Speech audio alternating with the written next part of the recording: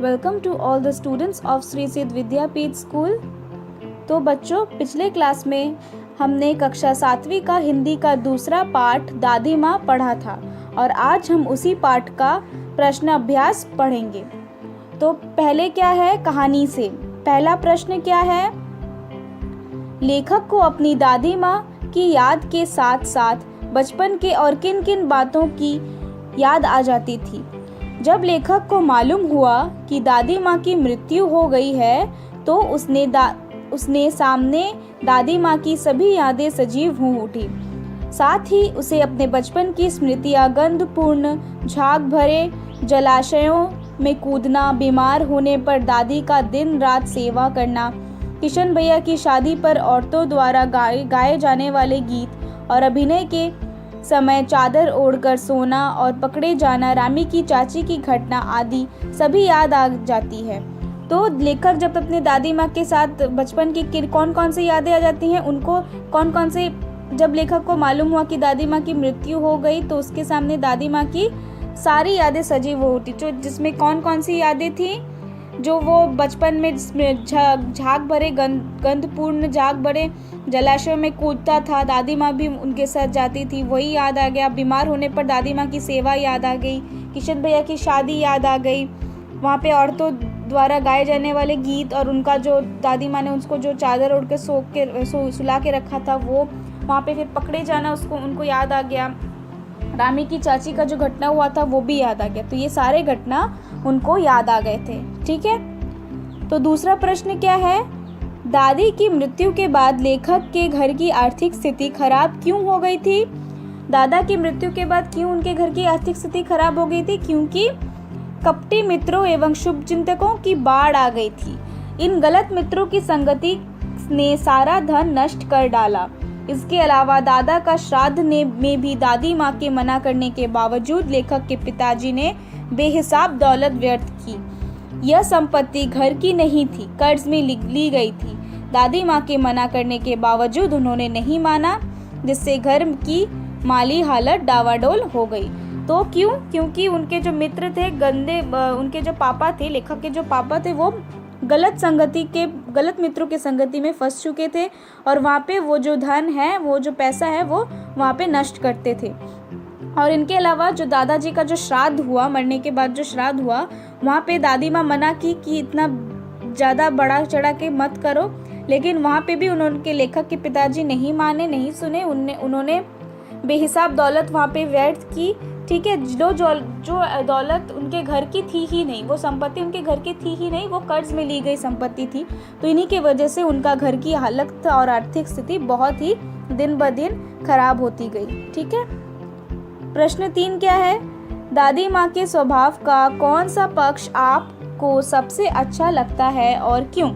तो दादी माँ के स्वभाव में अनेक पक्ष थे जो हमें सबसे अच्छे लगते थे। मसलन दादी माँ का सेवा, संरक्षणी, परोपकारी और वह सरस स्वभाव आदि का पक्ष हमें सबसे अच्छा लगता था, क्योंकि इन्हीं के कारण ही वो दूसरों का मन जीतने में सदैव सफल रही। ठीक है, लेखक के बीमार होने पर दादी द्वारा उसकी सेवा करना, रामी की चाची बेटी की शादी पर उसके घर जाकर उसकी सहायता करना, वह पिछला बकाया ऋण माफ करना, पिताजी की आर्थिक तंगी देखकर दादी की निशानी सोने का कंगन उन्हें दे देना आदि दर्शाता है कि दूसरों की मदद करना ही उनके जीवन का प्रमुख उद्देश्य था। मुझे दादी की सहृदयता और कोमलता वाला पक्ष सबसे अच्छा लगता है। तो दादी का बहुत सारे अच्छे अच्छे गुण थे, उनके बहुत अच्छे अच्छे स्वभाव भी थे, जैसे कि वो बहुत संरक्षणी थी, सेवा करती थी, परोपकारी थी, बहुत सबकी दया करती थी, हेल्प करती थी, सबका पक्ष में अपने वो अपना स्वभाव जताती थी, बहुत सबका बहुत ख्याल रखती भी थी। और जो एक कुछ घटनाएं जो लेखक को सबसे ज़्यादा याद आ गई कि उनके जब बीमार हुआ तो दादी का उनका सेवा याद आ गया, रामी की चाची की बेटी के शादी में उनका ऋण माफ़ करना याद आ गया, जिससे कि वो बहुत ही दयालु स्वभाव से उनकी आर्थिक स्थिति को, आर्थिक तंगी देखकर उन्होंने अपना सोने का कंगन भी बेचने को बोल दिया। तो वो उनका आदत ही क्या था, दूसरों की मदद करना, उनका ये बहुत ही जीवन का प्रमुख मुख था। ठीक है, और तो इसीलिए हमें दादी का ये जो सहृदयता और कोमलता वाला पक्ष है वो बहुत ही अच्छा लगा। ठीक है, अभी कहानी से आगे का पहला प्रश्न क्या है, आपको इस कहानी में महीनों के नाम पढ़ें। तो इस कहानी में जैसे हमने बहुत सारे महीनों के नाम पढ़े, जैसे कि क्वार, आषाढ़, माघ। तो इन महीनों में मौसम कैसा रहता है? क्वार महीनों में कैसा मौसम रहता है? न अधिक गर्मी न अधिक सर्दी। आषाढ़ में भयानक गर्मी और कुछ कुछ वर्षा। माघ में अत्यधिक सर्दी रहता है। ठीक है, अपने अपने मौसम की अपनी अपनी बातें होती हैं। लेखक के इस कथन के अनुसार ये बताइए कि किससे मौसम की कौन कौन सी चीज़ें विशेष रूप से मिलती हैं। तो सर्दी में क्या होता है? सर्दी के मौसम में अत्यधिक ठंड पड़ती है। लोग गर्म पेय पीना पसंद करते हैं, मतलब गर्म पानी है, कुछ चीज़ें। फलों में सेब, अमरूद, केले व अंगूर तथा सब्जियों में पालक, बथुआ, सरसों, मटर, फूलगोभी व मूली अधिक मात्रा में मिलते हैं। गर्मी के मौसम में आम, लीची, खरबूजा, तरबूजा, खीरा, ककड़ी, अंगूर जैसे फल पाए जाते हैं। सब्जियों में भिंडी, टिंडा, तोरई, घिया, कटहल, खीरा, ककड़ी आदि अधिक मिलते हैं। तो ये क्या है? सर्दी के वर्णन है कि सर्दी में हम लोग क्या क्या फल खाते हैं, क्या पीते हैं, बहुत ठंड रहती है। ठीक है, और वहीं यहाँ पे गर्मी में हम लोग क्या क्या खाते हैं और पीते हैं, सब्जियों में क्या क्या गर्मी में ज़्यादा मिलती हैं, वही है। ठीक है, और एक क्या है? बरसात। तो बरसात के मौसम में अत्यधिक वर्षा होती है। फलों में कई प्रकार के आम, आलू बुखारा, खुरमानी के अलावे इस मौसम के सब्जियों में बैंगन, करेले, परवल, फलियां आदि काफ़ी मात्रा में पाए जाते हैं। ठीक है, चलिए अभी बढ़ते हैं भाषा की बात की ओर। तो भाषा की बात की पहला प्रश्न क्या है कि नीचे दी गई पंक्तियों पर ध्यान दीजिए। ज़रा सी कठिनाई पढ़ते ही अनमना सा हो जाता है। सन से सफ़ेद बाल, ऐसे कुछ था ना। समानता बोध करने वाले के लिए सा, सी, से का प्रयोग किया जाता है। ऐसे 5 शब्द लिखिए और उनका वाक्यों में प्रयोग कीजिए। तो आपको यहाँ पे ऐसे 5 शब्द लिखने हैं जिनको आपको वाक्य में प्रयोग करना है, जैसे कि जिसमें लगा हुआ हो ज़रा सी, मतलब सी, सा और से लगा हुआ। ठीक है, पहला वाक्य क्या है? फूल सी कोमल बच्ची सो रही है। फूल सी यहाँ पे वही है, वही वाला समानता बोध करने वाला शब्द। कोयल की मिश्री सी गीत बड़ी आनंददायक होती है। यह फल शहद सा मीठा है, वह पत्थर सा कठोर है, बच्चों का गाल सेब सा लाल है। तो यही सारे शब्द हैं। ठीक है, जिनमें सा, सी और से लगाया हुआ है। दूसरा प्रश्न क्या है? कहानी में छू छू कर ज्वर का अनुमान करती, पूछ पूछ कर घर वालों को परेशान कर देती जैसे वाक्य आए हैं। ठीक है, ऐसे वाक्य आए हैं कहानी में, हम लोग को सुनने को मिले हैं। किसी क्रिया को जोड़ देकर कहने वाले एक से अधिक बार ही शब्द का प्रयोग होता है, जैसे वहाँ थक गया, उसे ढूंढ ढूंढ कर देख लिया। इस प्रकार आपको 5 वाक्य बनाने हैं। ठीक है, तो आपको ये जो वाक्य यहाँ पे जो छू छू कर जैसे ऐसे शब्द आए हैं, क्रिया को जैसे 2 बार हम लोग यहाँ पे दिया गया है, ढूंढ ढूंढ कर, ऐसे आपको शब्द 5 लिखने हैं और उसको वाक्य में बनाना है। ठीक है, तो पहला वाक्य क्या है और पहला शब्द क्या है?